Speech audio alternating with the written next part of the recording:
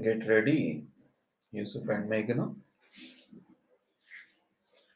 One of the serious problems which has been dealt with is the food situation in the country. The president's address very rightly remarked that though it is not alarming, still it is serious, it is of grave concern. The economy in the country is also not very safe. All these are stark realities which the country and the leaders of society, as we are in this August house, will have to face the this August house, and also the several houses in the states have given their approval to the 10th 5-year plan. It has been approved and it is already working. Though its first year of progress may be very slow for several reasons beyond the control of the government of India. However, the food situation in the country indicates, as the statistics given by the Ministry of Agriculture show, that there is a steady increase in the production, and as such they have sounded a note of cautious optimism, though it may not have been appreciated by several critics as well as several people in the country because of the rising trend of prices. The rising trend of prices during the last 2 or 3 months clearly goes to show that the food situation is not satisfactory. I do not venture to say that it is deteriorating, but as somebody has remarked, the food situation appears to be a little grave because of lack of purchasing power of the consumer. In regard to food production, there are three factors. One is the producer, the other is the non producer, and the third is the government.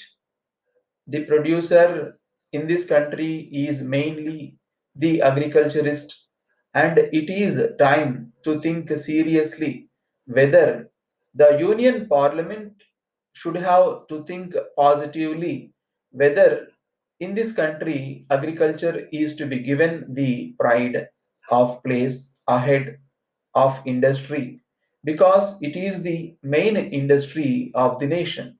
There is a clear distinction between agriculture and industry, and as it has been said by an eminent economist, there cannot there cannot be better industry unless there is an improved agriculture. An improved agriculture needs several factors to be considered before we assail the producer in the country. Fortunately, very many speakers who preceded me have sponsored the cause of the producer, though the producer was not so much in the picture. The producers in this country can be divided into three categories. Sir, from my little experience of the rural areas, I can say that growing of food is not a paying proposition to the agriculturist unless and until the prices of food grains are guaranteed.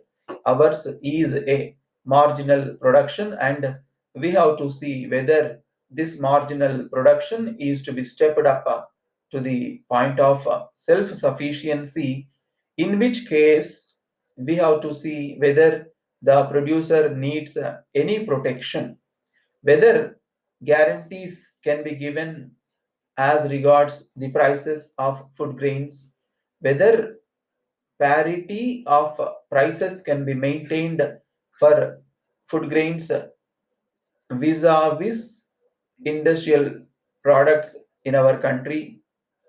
If these factors are not taken into consideration, then, sir, poverty will not be liquidated, and unless and until we take the food problem as the vital problem of the nation, I think we will be day by day disappointed in our attempts to relieve the food situation.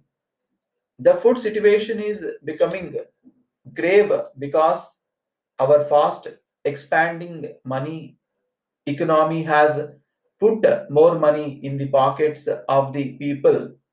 I have no quarrel with it because the country needs to give relief to the persons who are not well placed in life.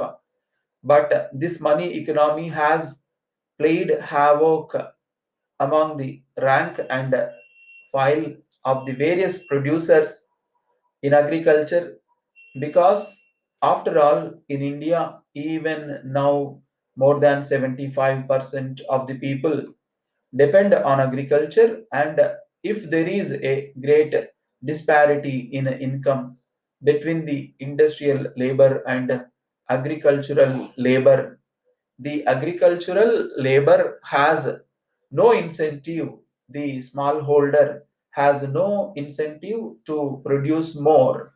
Besides, growing food grains, as I said, is not a paying proposition, and so the balance is tilted in favor of cash crops.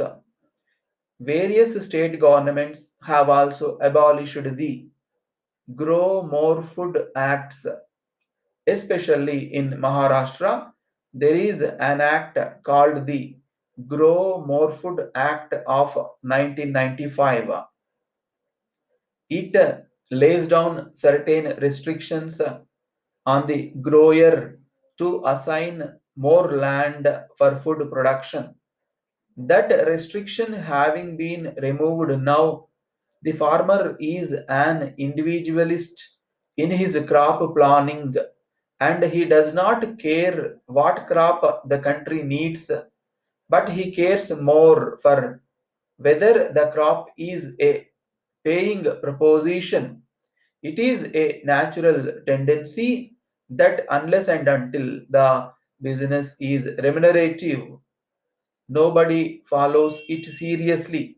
Though this tendency is found not only in India but everywhere, yet the agriculturist faces this question all the more. Sir, our revered Prime Minister made a nationwide appeal that India should follow cooperative farming. Sir, cooperative farming still remains a dead letter, though there have been several eminent persons who have advocated the importance of cooperative farming.